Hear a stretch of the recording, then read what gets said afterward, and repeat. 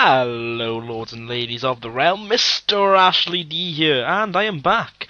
Sorry I haven't been putting out videos, but it's mainly because I've been ill, and or because I've been busy. I've both of them.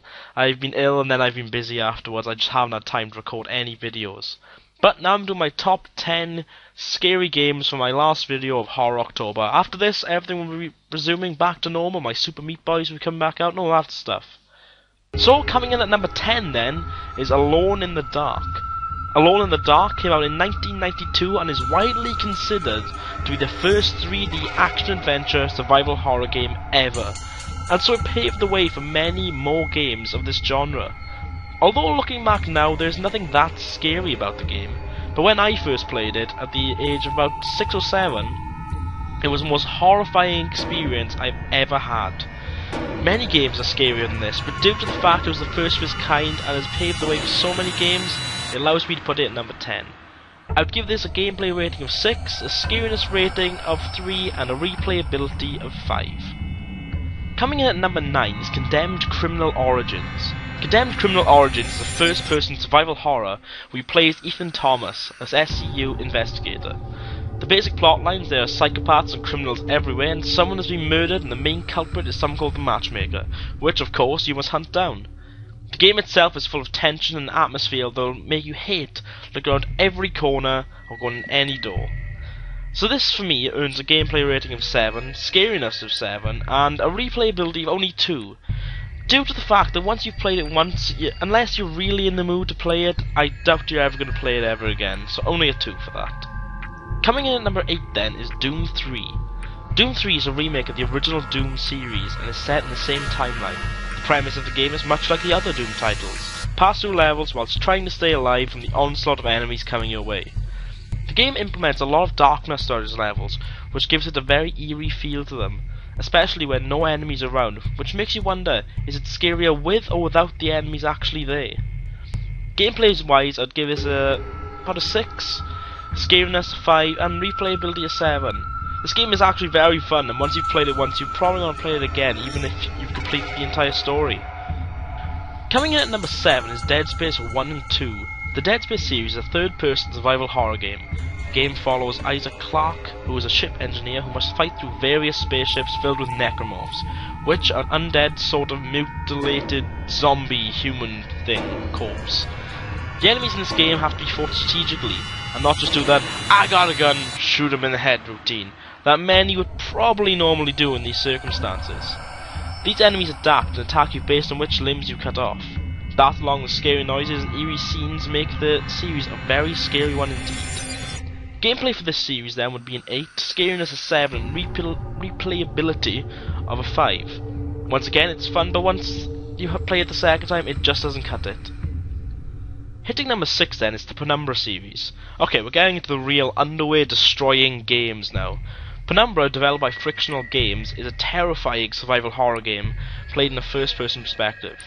The series comes in 3 parts, all following each other, and best played in order.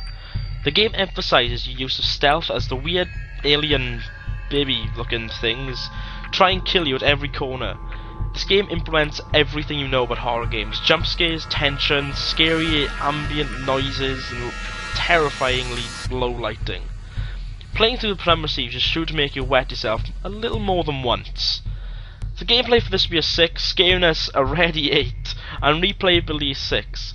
It's fun at first but can be played again, but I wouldn't really play it again for myself.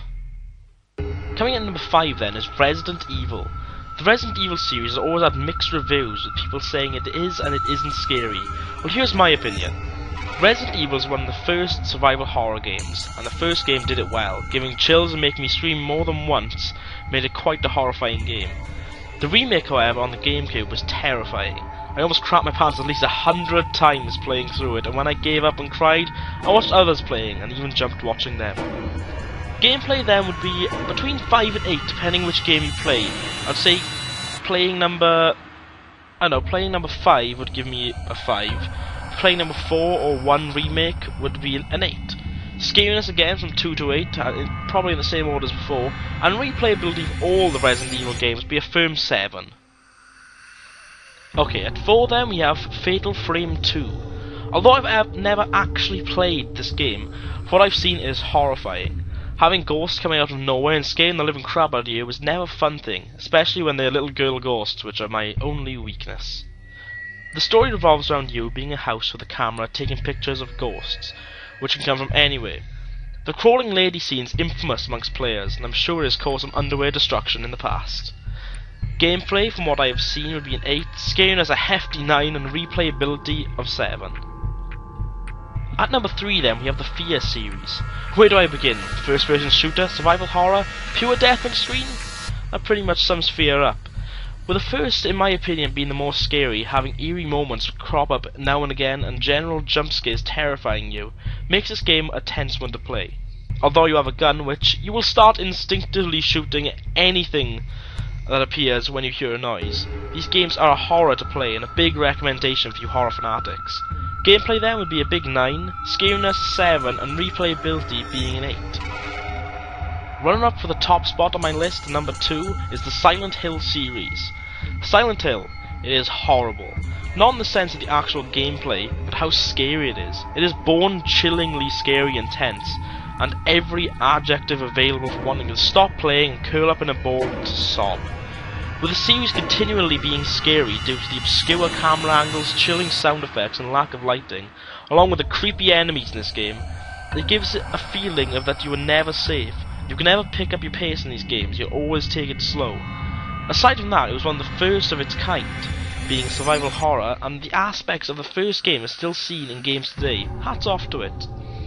I'm going to talk about the first Silent Hill game when I say gameplay of 8, scariness 8, and replayability a big 10. Having multiple endings and so much to do in the game makes you want to play it over and over, a mark of a truly brilliant game. And now finally, at number 1, the scariest game on my list is Amnesia: The Dark Descent. For a lot of you this wouldn't be unexpected, as many of you have probably played through the horror that is this game. Having to go around in a dark castle in the 19th century is bad enough, let alone with freaking demon jaw things coming at you all guns a-blazing. Made by Frictional Games, who made the Penumbra series, you can really see some aspects coming through here, with stealth being a main priority throughout the game. The game itself has one of the most bone-chilling atmospheres and sounds I've ever heard, and can always catch you off guard. The jump scares and even the little cheap scares in the game will send even the most manly of men crying. The gameplay of this game then would be an 8, scariness a massive 10, and replayability a 10. The replay value of this game is so high due to the expansion packs like Justine coming out, and the custom stories made by the community, which is welcomed by Frictional Games, adds so much to it. Well guys, that's it for my top 10. I hope you enjoyed, and I hope you play some of the games I've mentioned. I know there are plenty more games out there like Slender and the SCP series, but I only mentioned games in here that are made by like proper developers, not by independent people.